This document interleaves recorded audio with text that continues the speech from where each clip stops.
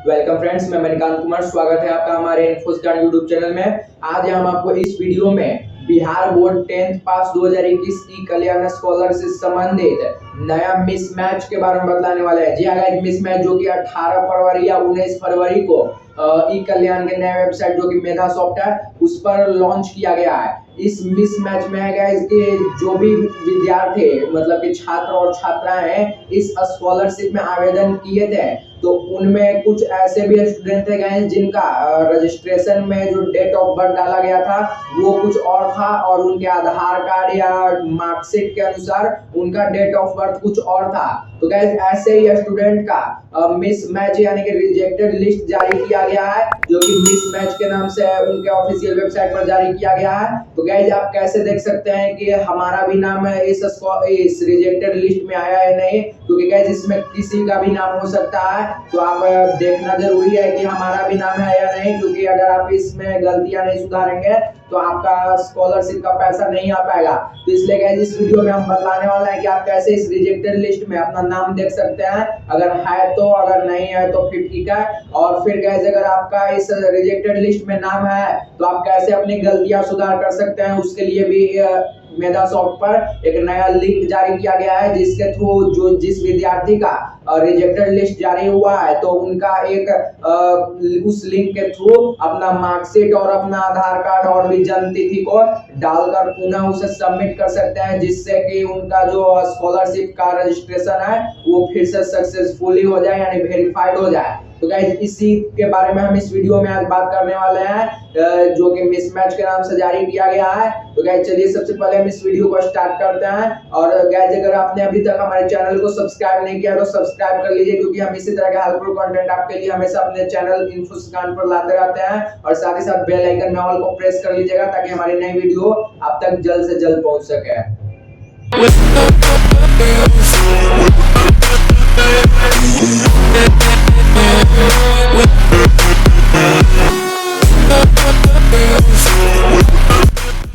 Guys सबसे पहले हम अपने लैपटॉप के स्क्रीन पर चलते हैं और वहां आपको हम सिखाते हैं कि आप कैसे इस रिजेक्टेड लिस्ट में अपना नाम देख सकते हैं या किसी का भी नाम देख सकते हैं, क्योंकि इसमें किसी का भी नाम हो सकता है। तो अपना देखना जरूरी है कि हमारा भी है या नहीं, और फिर अगर आपका है तो आप कैसे उस नए लिंक के थ्रू आप अपना फिर से नया सबमिट कर सकते हैं अपना आधार कार्ड मार्कशीट का फाइल, जिससे कि आपका जो रजिस्ट्रेशन है वो सक्सेसफुली वेरीफाइड हो जाए। तो चलिए हम अपने लैपटॉप के स्क्रीन पर चलते हैं और वो आपको हम स्टेप बाय स्टेप सिखाते हैं।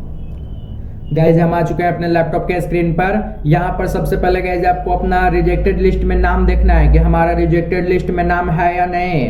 तो चलिए सबसे पहले उसके लिए आपको नीचे डिस्क्रिप्शन में एक लिंक मिल जाएगा रिजेक्टेड लिस्ट में नाम देखने के लिए। उस लिंक को आपको क्लिक कर अपने ब्राउजर में ओपन कर लेना है। तो यहाँ चलिए हम उस लिंक को ओपन कर लेते हैं।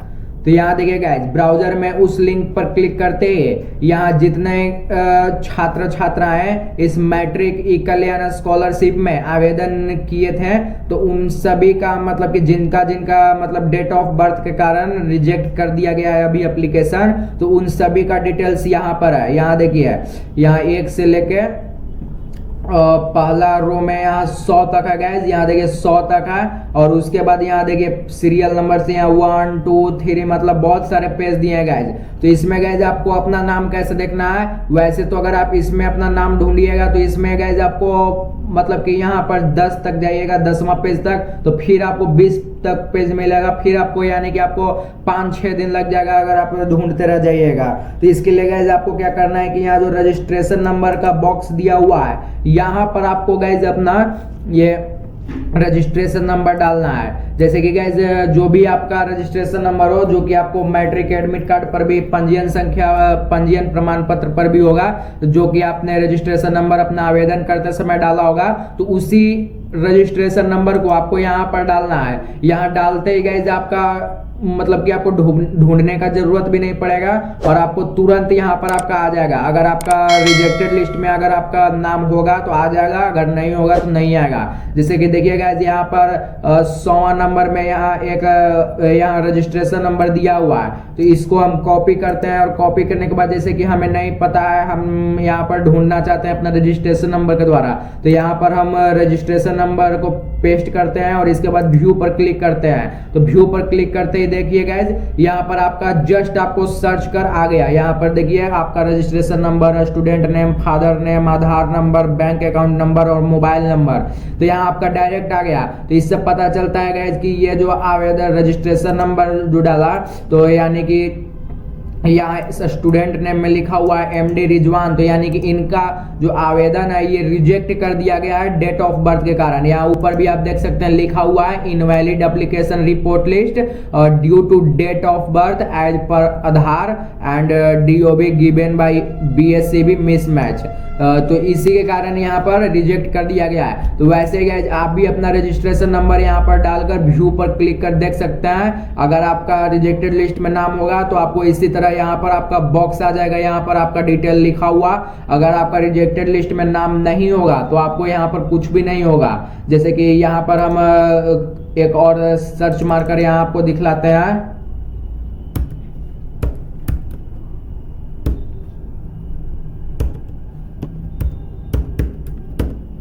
और यहाँ रजिस्ट्रेशन नंबर लिखने के बाद यहाँ व्यू के बटन पर क्लिक करते हैं। तो यहाँ देखिए गाइज लिखा हुआ आ रहा है नो रिकॉर्ड फाउंड, यानी कि ये जो हमने रजिस्ट्रेशन नंबर डाला इनका रजिस्ट्रेशन जो है वो रिजेक्टेड लिस्ट में नहीं गया है, इनका वेरीफाइड हो चुका है। तो इसलिए गाइज यहाँ पर नो रिकॉर्ड फाउंड आ रहा है। लेकिन वही गाइज जब यहाँ पर हम रजिस्ट्रेशन नंबर डालते हैं तो इसका जो आ रहा है, तो इस तरह से इसका रिजेक्टेड लिस्ट में नाम है, तो यानी कि इसका डेट ऑफ बर्थ के कारण इसका रिजेक्ट कर दिया गया है। तो उसी तरह से गाइज आप भी अपना रिजेक्टेड लिस्ट में नाम देख सकते हैं। अब गाइज दूसरा बात आता है कि हमारा जब रिजेक्टेड लिस्ट में नाम है तो हम कैसे इसे ठीक कर सकते हैं। तो इसके लिए भी गाइज मेधा सॉफ्टवेयर पर लिंक दिया हुआ है।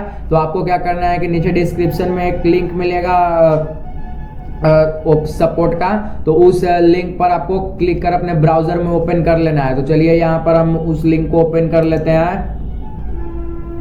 तो देखिए गाइज आप जैसे ही उस लिंक पर क्लिक करेंगे तो आप कुछ इस तरह के इंटरफेस पर पहुंच जाइएगा। यहाँ पर लिखा हुआ है upload document proof of DOB, यानी कि डेट ऑफ बर्थ। और यहाँ देखिए लिखा हुआ है नोट 1 जांच के क्रम में आपका आधार का डेट ऑफ बर्थ से मिसमैच पाया गया है, उसके लिए supporting document Aadhaar card, 10th certificate, passport size photo upload करें। और यहाँ पर देखिए सर्टिफिकेट में डेट ऑफ बर्थ होना जरूरी है और आधार कार्ड पर आपकी फोटो होना अनिवार्य है। तो गाइज आपको सबसे पहले तो क्या करना है कि यहाँ जो सर्टिफिकेट नंबर आपको यहाँ मांग रहा है, तो इसमें जो आपको मैट्रिक का सर्टिफिकेट मिला होगा जो ओरिजिनल आपको अपने स्कूल या कॉलेज से, तो उसमें देखिएगा गाइज कि आपको ऊपर सर्टिफिकेट नंबर आपका लिखा हुआ रहता है, जैसा कि आपको हम स्क्रीन पर दिखला रहे हैं। वहां पर जैसा इसमें आपको है उसी तरह आपके सर्टिफिकेट में भी नंबर होगा, तो उसी नंबर को यहाँ पर डाल देना है। अब उसके बाद गाइज दूसरा है सर्टिफिकेट डेट। तो इसमें गाइज आपको क्या करना है कि जिस दिन आपका सर्टिफिकेट मिला हो तो उस दिन का आपको यहाँ तारीख डाल देना है। तो उसके लिए गाइज आप अपने मैट्रिक सर्टिफिकेट में ही देखिएगा तो आपको डेट लिखा हुआ मिल जाता है ऊपर में या नीचे में। हम आपको यहाँ जो स्क्रीन पर दिखला रहे हैं आप यहाँ पर देखकर जान सकते हैं कि आपका जो डेट होगा सर्टिफिकेट पर वो कहाँ होगा।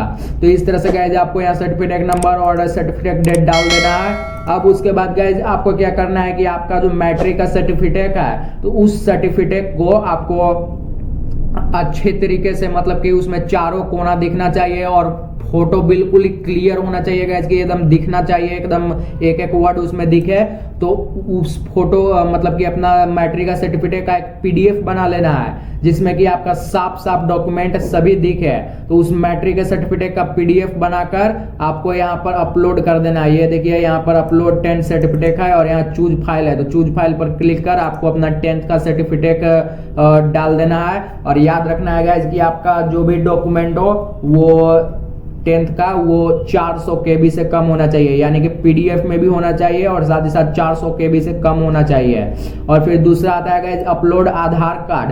तो इसमें गाइज आपको क्या करना है कि आपको अपना आधार कार्ड का सिर्फ आगे वाला, पीछे वाला नहीं गाइज, सिर्फ आगे वाला जो हिस्सा रहता है उसको खींचकर और यहाँ पर पीडीएफ के रूप में डाल देना है। इसका भी साइज आपको 400 KB से नीचे होना चाहिए और साथ ही साथ पीडीएफ के रूप में होना चाहिए गाइज। और उसको भी यहाँ चूज फाइल के द्वारा आपको डाल देना है। और फिर उसके बाद गाइज आता है यहाँ अपलोड फोटो। तो यहाँ पर आपको क्या करना है कि आपको अपना पासपोर्ट फोटो आपको डालना है। तो पासपोर्ट फोटो में आपका जो फोटो का साइज होना चाहिए वो 200 गुने 230 डायमेंशन होना चाहिए, जो कि यहाँ आपको लिखा हुआ साफ साफ दिख रहा होगा 200 इंटू 230 इतना डायमेंशन का आपका फोटो होना चाहिए। और साथ ही साथ आपके फोटो का साइज 100 KB से कम होना चाहिए गाइज। तो ये आपको ध्यान रखना है, इसमें PDF की जरूरत नहीं है, सिर्फ आपका फोटो ही होना चाहिए जो कि 200 गुने 230 डायमेंशन का होना चाहिए और 100 KB से कम होना चाहिए।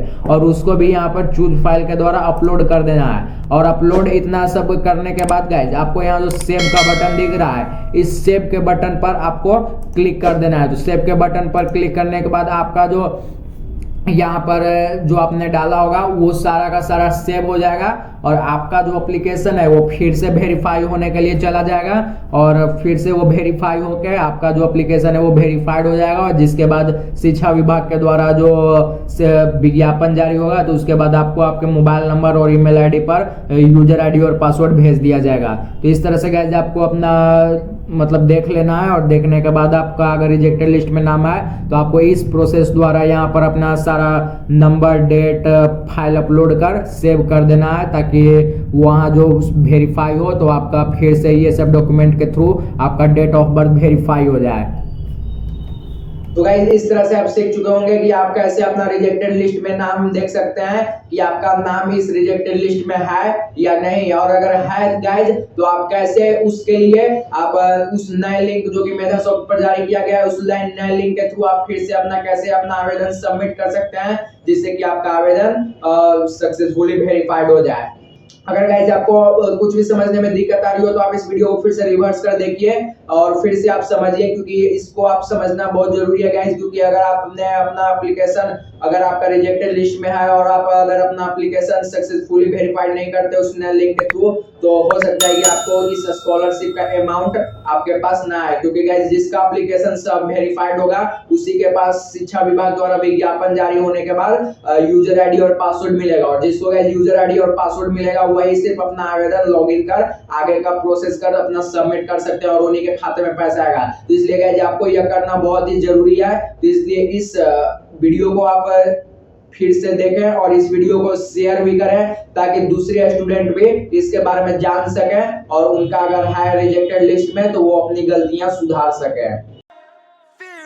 गाइस यदि आपको यह वीडियो पसंद आया तो लाइक करिएगा, कमेंट करिएगा और सब्सक्राइब करना मत भूलिएगा गाइस, क्योंकि हम इसी तरह के हेल्पफुल कंटेंट आपके लिए हमेशा अपने इन्फोस का यूट्यूब चैनल पर लाते रहते हैं। और साथ ही साथ बेल आइकन में ऑल को प्रेस कर लीजिएगा ताकि हमारी नई वीडियो आप तक जल्दी से जल्दी पहुंच सके।